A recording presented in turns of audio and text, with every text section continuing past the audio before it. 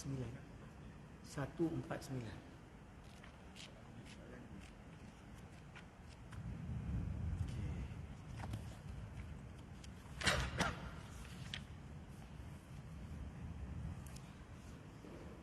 Bismillahirrahmanirrahim. Assalamualaikum warahmatullahi wabarakatuh.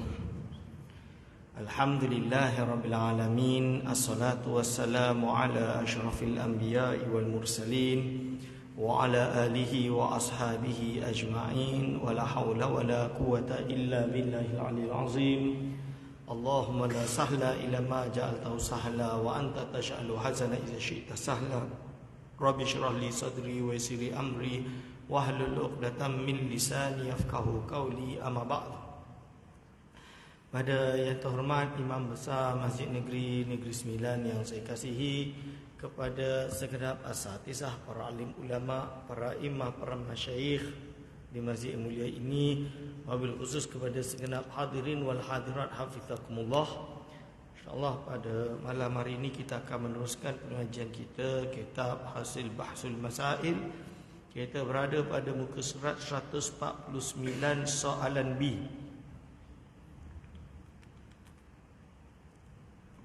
Bismillahirrahmanirrahim. Qala mu'allif rahimahullah.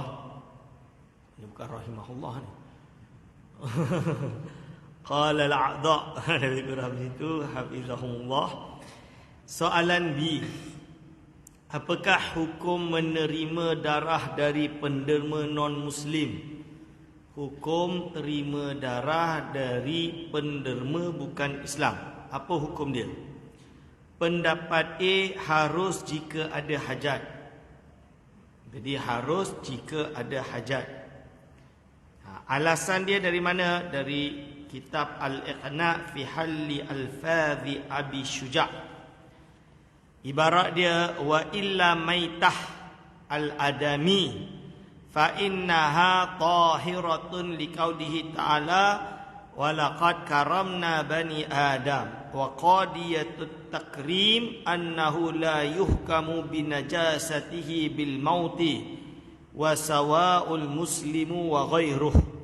Wa amma qauluhu ta'ala innamal musyrikuna najasun fal muradu bihi najasatul i'tiqad aw ijtinabuhum kan najisi la najasatal abdan. Yakni apa?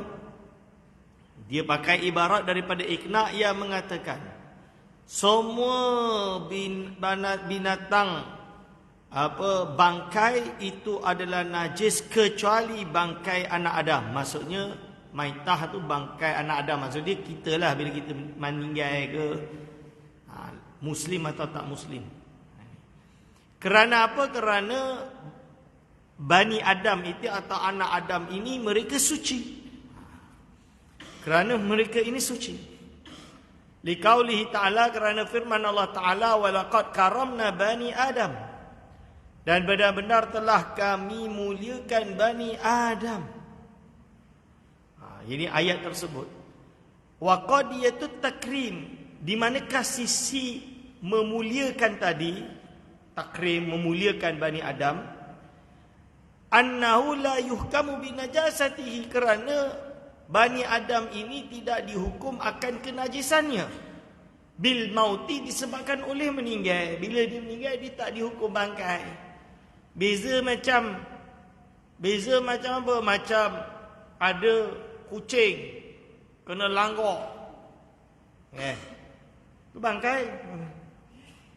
Apa lagi? Kambing halal nak makan ustaz, langgok kereta mati, bangkai, najis lah, tak boleh, tak halal dagingnya. Wasawa'un muslim aw ghairu, sama ada itu muslim atau selain muslim. Dia muslim atau tak muslim, suci. La yuhkamu binajasatihi, tidak dihukum najis. Wa amma qauluhu ta'ala, sedangkan firman Allah Ta'ala, innamal musyrikuna, orang-orang musyrik itu najis. Fal muradu bihi najasatul i'tiqad, yang dimaksud di sini adalah kenajisan i'tiqad mereka. bukan badan. Au ijtinabuhum,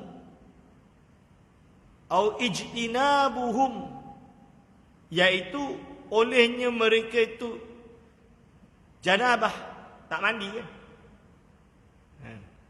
Kan najisi, seperti najis. La najasatal abdan, bukan zat dia, badan dia tu najis.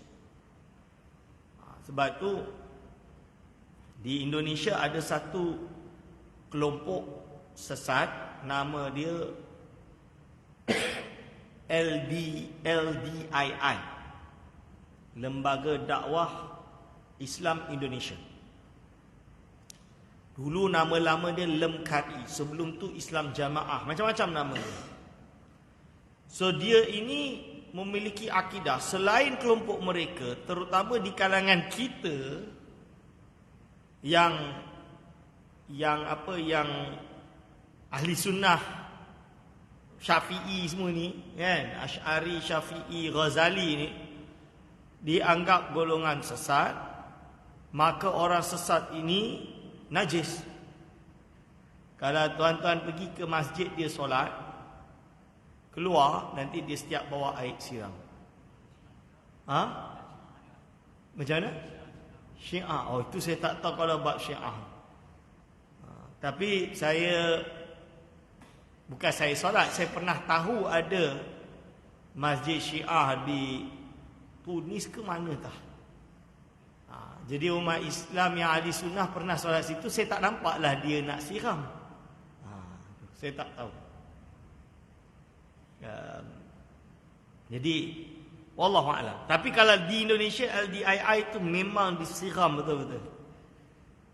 Jadi kawan saya tu punya bijak, dia datang lagi solat balik. Siram lagi, dia datang lagi solat lain.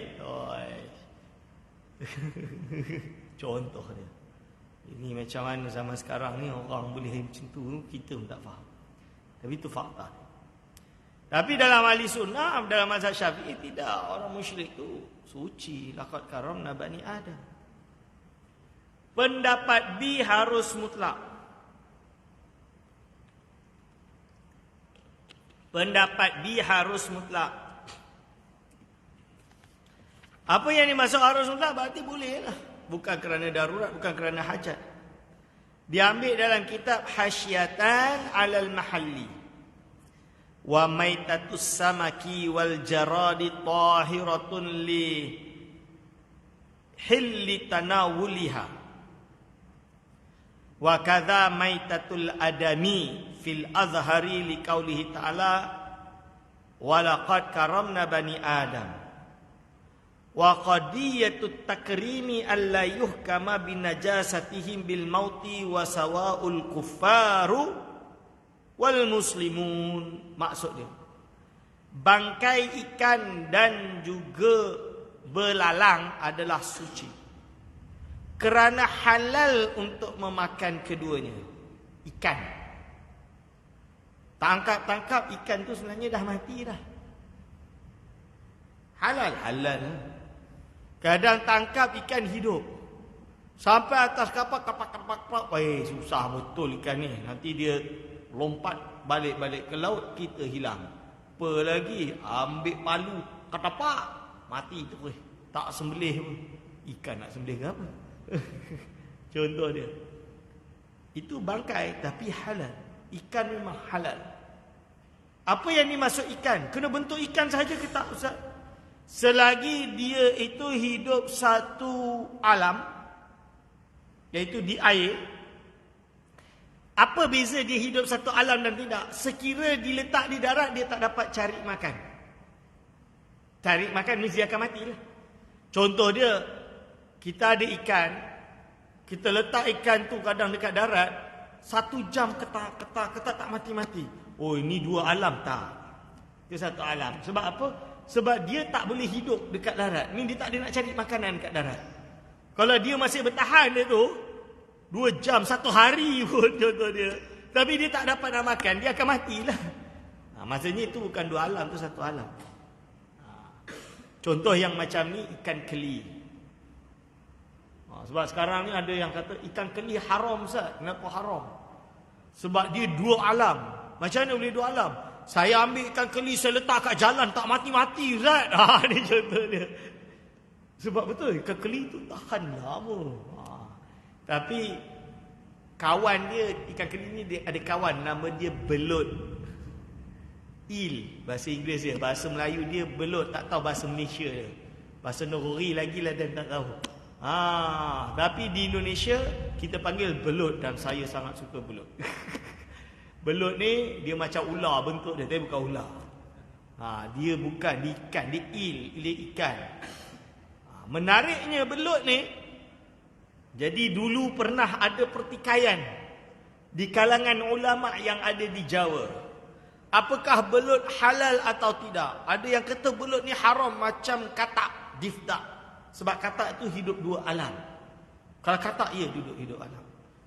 Lalu dihantarlah soalan itu ke Syekh Mukhtar Atarid Al-Bukhari. Dia dekat Mekah waktu itu. Syekh Mukhtar Atarid Al-Bukhari, ulama Bogor. Dia karang kitab, nama dia Kitab Belut. Nama kitab dia Kitab Belut. Tuan-tuan download kitab tu. Tu ulama Nusantara tulis Kitab Belut. Dia tulis dalam bahasa Arab. Dia bagi hujah di mana belut itu adalah halal. Ni dia karang kitab tu nak jawab soalan tersebut. Halal. Ini hadirin wal hadirat hafizakumullah. Itu ikan. Kita bicara ikan. Jadi yang haram bangkai difdak tu katak, sebab dia duduk dua alam. Kura-kura dia duduk dua alam. Kura-kura duduk dua alam. Penyu iyalah duduk dua alam. Penyu haram. Kenapa dua alam? Cuba kalau penyu tu kita tak letak kat laut, kita bagi dia sayur, dia makan tak? Makan. Boleh hidup. Halas. Berarti dia dua alam. Penyu haram dimakan. Dalam mazhab Syafi'i lah. Telur dia kita makan Ustaz. Waktu saya kecil tu saya pun makan. Sekarang dah tak ada, jarang dan illegal. Sebab dia binatang nak pupus. Telur semua binatang halal dimakan. Telur semua binatang halal. Boleh faham? Telur. Baik. Telur semua binatang halal untuk dimakan. Ini. Jadi dia kata bangkai ikan wal jaradi dan belalang. Ini suci, tahiratul suci. Belalang Ustaz? Ya, kerana belalang ini tidak ada darah yang mengalir. Jadi kita kalau pergi ke Vietnam ada orang makan belalang tu boleh join lah. Saya tak nak ni. Tapi ini nak kabarkan dia. Tapi hadirin wal hadirat hafizakumullah, boleh faham tentang ikan. Ikan ni halal. Tahiratun yang suci. Lihilli tanawuliha, kerana kehalalan untuk memakannya. Begitu juga bangkai anak Adam. Bangkai anak Adam tu maksudnya apa?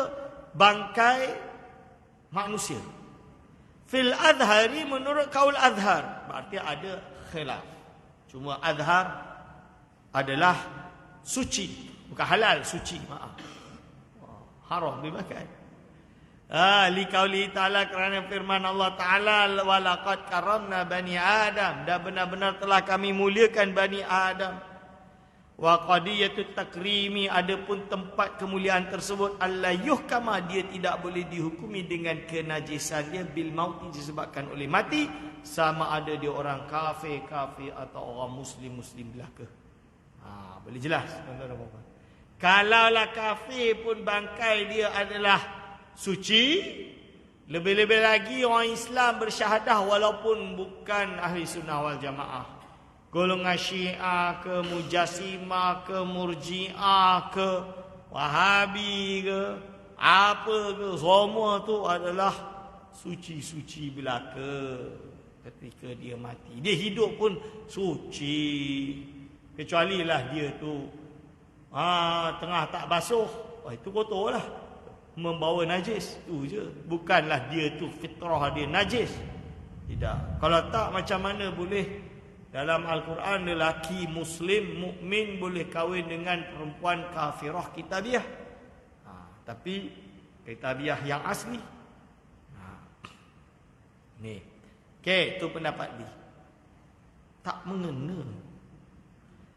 Pendapat C harus dengan syarat.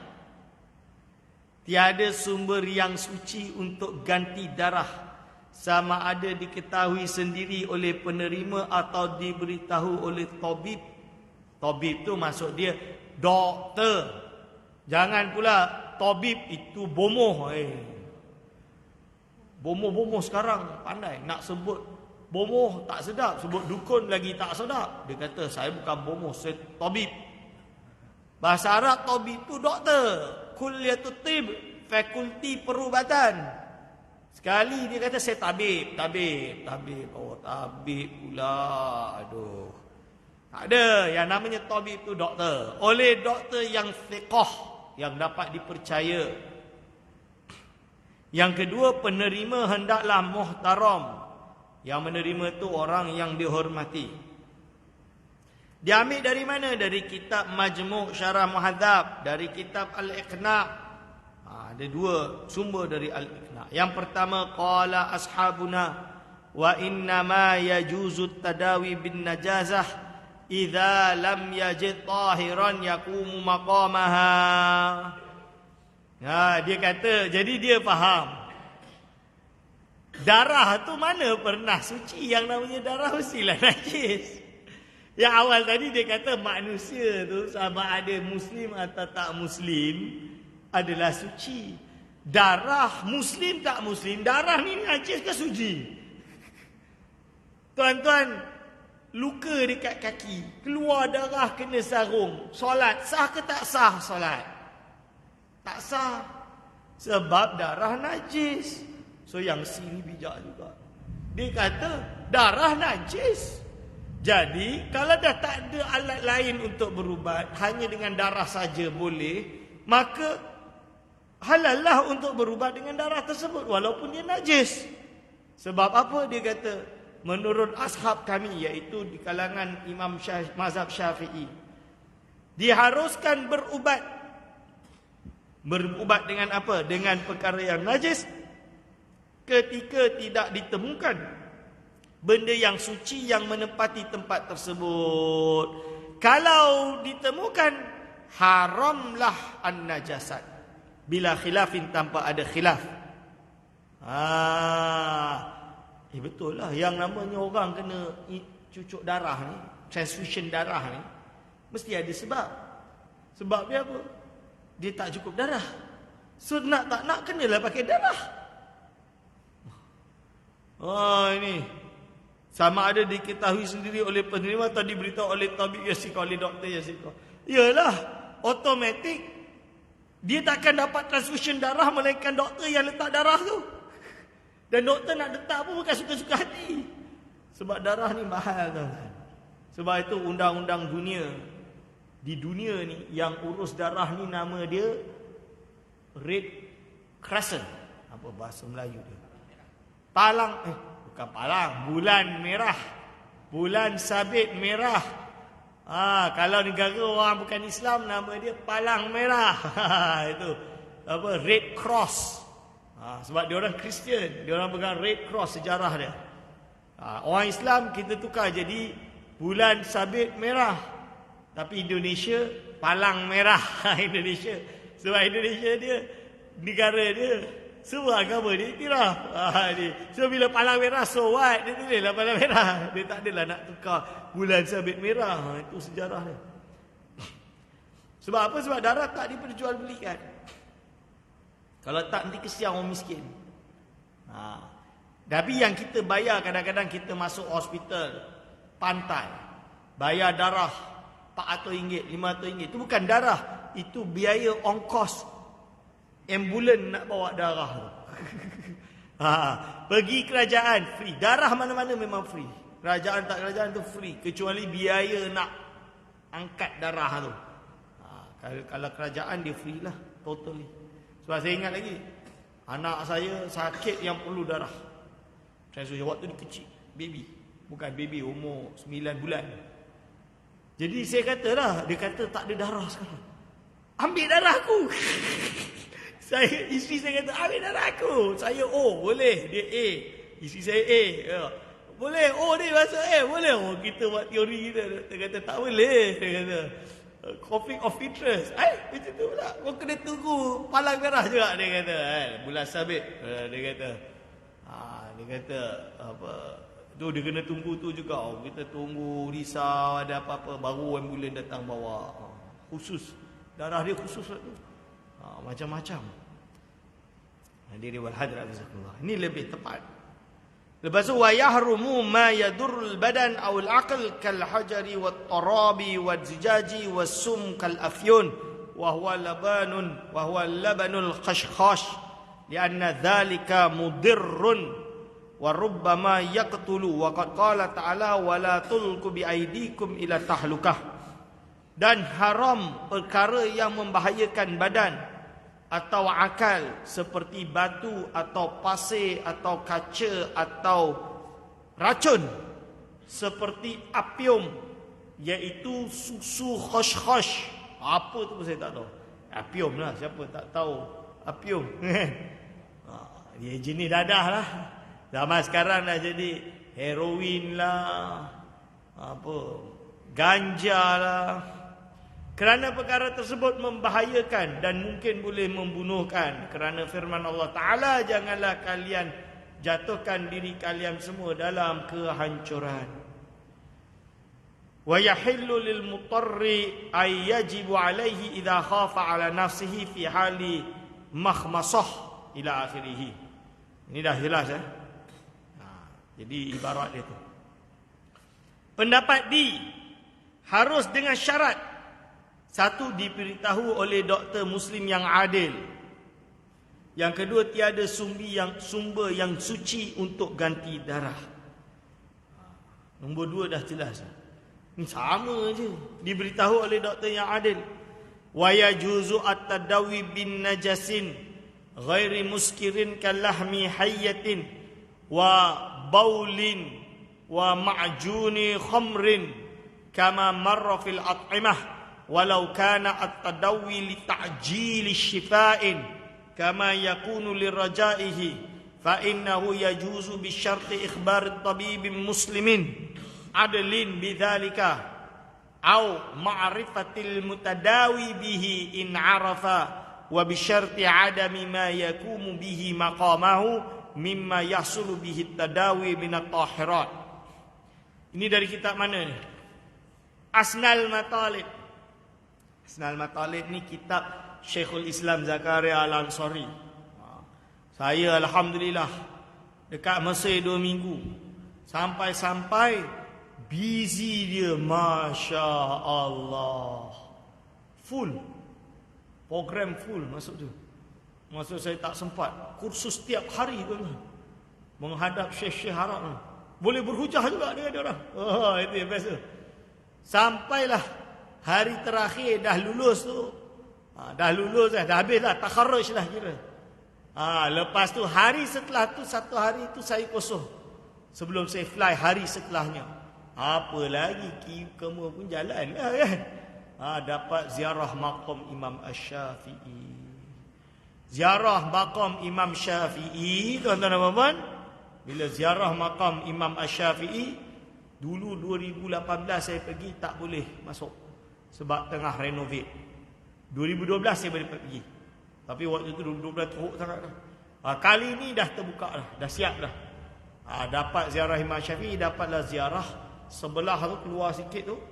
Makam Imam Syafi'i. Nak pergi masjid Imam Syafi'i tu.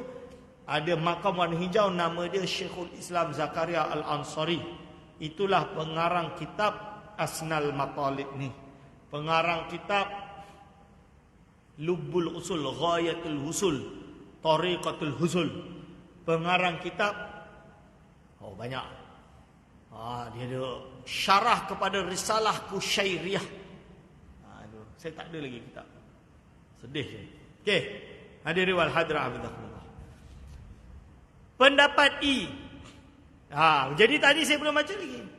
Dia haruskan untuk berubat dengan najis yang tidak memabukkan seperti dagingnya ular. baul, air kencing, ma'junin khamrin. Ini benda yang haram lah.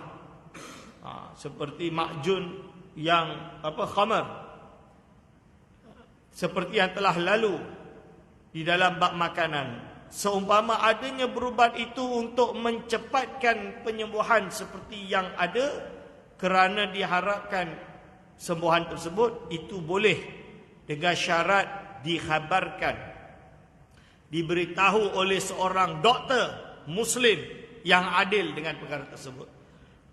Atau dia sendiri tahu dan diketahui, dia tahu benda itu macam tu. Dengan syarat lagi, tidak ada suatu perkara yang lain bertempat di tempatnya untuk berubat daripada perkara-perkara yang suci. Jadi bahan yang suci dah tak ada. Pendapat I, harus dengan syarat tiada sumber yang suci. Pesakit akan sembuh jika berubat dengan cara demikian. Pesakit mahir dalam perubatan atau diberitahu oleh doktor yang mahir. Pesakit itu muhtaram, orang yang dihormati. Rujukan dia Majmu' dengan Mughni Muhtaj. Ni dia ambil dalam Majmu'. Adapun berubat at-tadawi bin najasati ghairil khamri, fahuwa jaizun sawa'un fihi jami'un najasati ghairul muskir. Hadha huwal mazhab wal mansus wa bihi qata'al jumhuru wa fihi wajhun annahu la yajuzu li hadisi Ummi Salamah al-madhkur fil kitab. Iaitu berubat dengan benda yang najis selain khamar, itu harus sama ada pada semua jenis najis yang tidak memabukkan. Dan inilah mazhab dan yang telah dinaskan dan dipilih oleh majoriti. Dan di sini ada satu wajah tidak boleh, iaitu berdasarkan hadis Ummu Salamah yang telah disebutkan di dalam kitab. Wa wajhu salisun annahu yajuzu bi abwalil ibil khasatan liwurudin nasi fiha wa la yajuzu bi ghairiha hakahuma ar-Rafi'i wa huma syadani wa sawabu al-jawazu mutlaqan li hadisi Anas radhiyallahu anhu. Wajah yang ketiga, boleh dan harus dengan berubat dengan air kencing unta, khususnya kerana ada nas padanya. Tidak boleh pada selainnya. Yang menceritakannya Imam Rafi'i. Dua-dua pendapat ini syadz. Yang sawab, yang betul itu boleh secara mutlak dengan hadis Anas radhiyallahu anhu ila akhirih. Tapi ini dalam kes apa tuan-tuan? Dia dah tak ada ubat dan sebab itu dia berubat dengan tu. Bukanlah yang ada sekarang, pergi dekat Saudi minum jus air kemah. Itu tak betul. Itu salah faham. Ni tadawi. Tadawi itu apa? Berubat. Contoh dia, kalau kita kena gigit dengan apa nama dia? Kena gigit dengan starfish. Kan? Sengat dia tu tak boleh hilang. Nak pergi doktor tak mampu dah. Diajarkan oleh saintis, kencing je dekat situ. Kalau kencing kat situ boleh baik, dia kata macam tu. Dia kata lah air kencing tu membunuh racun tu. Dalam kes ni tak ada masalah lah. Tadawi. Bukan suka hati, jom kita pergi tengok unta, okey kita minum jus air kencing unta. Oi. Ini dalam keadaan apa? Tadawi. Tadawi itu apa? Berubat tertentu, berubat yang tertentu. Dulu, zaman dulu ni saya tahu dari makcik saya, belah bapa. Ada satu keluarga kami itu memang kena asma teruk. So dia kata, nak orang dulu kau kena asma ni kelawar. Potongkan hati, bunuh, sembelih kelawar tu, kau ambil hati dia, kau bakar, lepas kau makan. Dia kata macam tu. Saya tu kata, ini haram. Saya kata lah, haram, tak boleh. Kalau dah tak ada ubat, dia kata. Kalau dah tak ada ubat, sekarang ada ubat. Tak boleh lah, saya kata. Cerita dia macam tu. Itu berubat. Kalau memang dah tak ada, nak buat macam mana? Ini hadirin wal hadirat hafizakumullah. Di Indonesia tu, diorang minum jamu daripada darah ular kobra. Aduh. Saya pun tak tahu ubat dia. Ubat apa darah ular kobra tu bagi saya? Tak ada lah ubat. Kan? Itulah wallahu alam lah. Tapi kalau betul ada, wallahu alam. Ini contoh. Saya bagi contoh biar tahu. Cuma saya tak nak lah tok saya. Okey. Ila akhirih. Kesimpulan. Mubahithin yang menampilkan ibarat berkenaan at-tadawi bin najasat memberikan alasan bahawa perbuatan memasukkan darah ke dalam tubuh adalah sejenis cara rawatan kepada sebahagian pesakit. Kenapa dia guna tadawi bin najasat? Adalah dia melihat bahawa memberikan perubatan kerana darah itu najis. Macam kita berubat dengan benda najis. Oleh kerana at-tadawi bin najasat merupakan rukhsah daripada syarak, dan ar-rukhasu la tunatu bil ma'asi, dan rukhsah itu tidak boleh diwujudkan kerana ada perkara yang maksiat. Sebahagian mereka mensyaratkan penerima mestilah muhtaram, kerana orang yang tidak muhtaram tidak layak untuk mendapat rukhsah. Ada mubahisin tidak bersetuju jika syarat ini diletakkan secara mutlak, kerana menurut pendapat mereka terdapat khilaf berkenaan syarat ini. Referensi Al-Manhalun Nidah fi ikhtilafil asyakh. La wasala azmuhu bin najisin li faqd at-tahiri fa ma'dzurun fi dhalika fatasihhu salatuhu. Dalam ibarat dalam kitab Manhal ni, seseorang menyambung tulang dia, sambungan dia dengan benda yang najis, kerana tak ada yang suci, maka fa ma'dzurun fi dhalika, maka dalam kes ini dia dimakzurkan, diuzurkan. Fatasihhu salatuhu, maka solat dia sah. Fa hadhihi al-mas'alatu makhsusatun bima kana al-wasil ma'suman inda hajim. Maka masalah ini ditertentukan dengan perkara apa yang digunakan untuk sambung bagi perkara yang maksum di sisi Ibnu Hajar. Jadi tuan-tuan, jadi macam tulang, ada beberapa perubatan yang kita buat, bukan tulang sajalah. Beberapa ubat yang memang ada najis dia, bukan tidak apa, tapi kerana darurat boleh. Tadawi bin najasah. Contoh dia pakai perkara-perkara yang bersifat najis. Kalau vaksin tu macam mana Ustaz? Saya sebut dah banyak kali, vaksin tu dia tidak najis. Kenapa tak najis? Keputusan Majma'ul Fiqh. Bukan kerana dia Majma'ul Fiqh kita terima, bukan. Tapi kerana dalam Majma'ul Fiqh tu dia bahas. Tapi bukan. Kerana dalam kitab Mahalli, najis yang terlalu kecil, yang tak nampak, unsur-unsur kenajisan dia dah tak ada, kasat mata tengok tak nampak, maka dia jadi suci. Dia dianggap suci. Contoh mudah dia macam ni lah. Tuan-tuan tahu lalat, dia ada kaki, dia hinggap kat mana? Jelas hinggap dekat kotoran, kat tahi contohnya. Nampak dia kat tahi, kena muka kita, berdecau. Koma tengah ada wudu, koma pun solat, Allahu Akbar. Sah ke tak solat dia? Sah. Kecil ya, tak nampak. Abang kata ni benda yang terlalu kecil, yang tak nampak. Jadi yang dia bahas gelatin tu, gelatin bukan gelatin ambil, bukan, babi punya tu bukan. Berapa enzim yang sangat kecil yang kita tak nampak, tu dibahas. Tu pertama.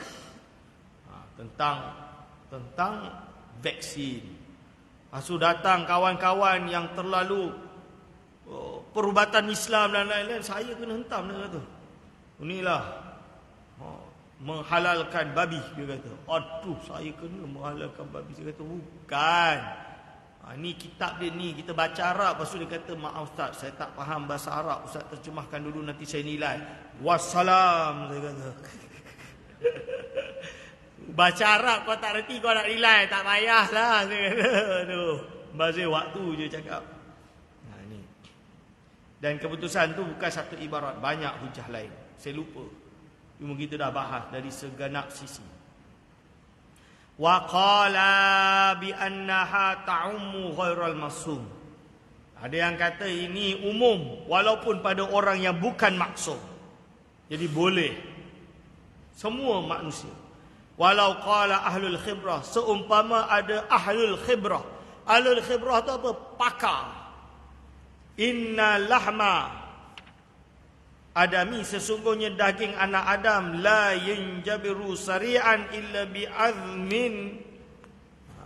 bi'azmin nahwi kalbin lam yakun udhran inda mimra.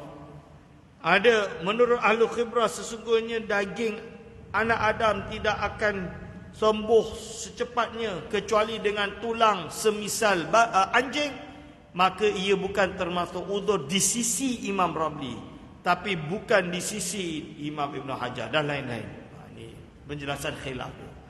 Keputusan hukum menerima darah daripada orang bukan Islam adalah harus, namun disyaratkan penerima itu seorang yang muhtaram mengikut Imam Ibn Hajar. Jadi menerima darah daripada orang bukan Islam itu harus, namun disyaratkan yang menerima itu kita ni adalah orang yang muhtaram mengikut Imam Ibn Hajar. Rujuk Hawashi ala Tuhfah dan Manhalun Nidah, Qaulul Matan wa Qaulul Matni walau wasala azmuhu ila akhirih zahiruhu walau kana alwasil ghairul ma'sum lakin qayyadahu Jim Ibn Hajar bil ma'sum wa la'alla adamu taqyidi syarih mimra ay wal syarih mimra ay wal mughni bil ma'sum ila akhirih. Okey, sumber dan ibarat dia pun sama tadi. Catatan. Lajnah Musahhih telah memutuskan untuk tidak meletakkan syarat-syarat selain muhtaram kerana realiti yang berlaku ketika proses memasukkan darah ke dalam tubuh menepati syarat-syarat tersebut. Jadi maksud dia apa? Lajnah Musahhih dia tidak putuskan untuk tidak meletakkan syarat-syarat selain muhtaram kerana realiti yang berlaku ketika proses memasukkan darah ke dalam tubuh telah menepati syarat-syarat tersebut. Ini perbahasan dia. Ni hadirin wal hadirat hafizakumullah. Jadi sebab itu dipilih. Jadi inti dia nak katakan bahawa transfusion darah di sisi umat Islam, mazhab Syafi'i dan selainnya adalah halal dan boleh digunakan. Kita pun bukan suka-suka hati pun. Tak naklah kita transfusion darah orang ni. Tak reda lah. Tapi kalau dah accident dah tinggal nyawa-nyawa ikan, nak buat macam mana? Terpaksa lah. Ini dah darurat. Dan lain-lain. Hadirin wal hadirat hafizakumullah. Ini adalah perbahasan tersebut. Jadi dah jelas kan tentang transfusion darah. Soalan C. Apakah hukum menerima darah yang bercampur dengan darah haiwan? Dah pula. Boleh ke darah haiwan masuk kat manusia ni? Mana boleh? Diorang ni ma'alat diorang jauh. Berfikir jauh, insyaAllah kita sambung pada pertemuan yang akan datang. Aqulu qauli hadza astaghfirullah li wa lakum. Wassalamualaikum warahmatullahi wabarakatuh.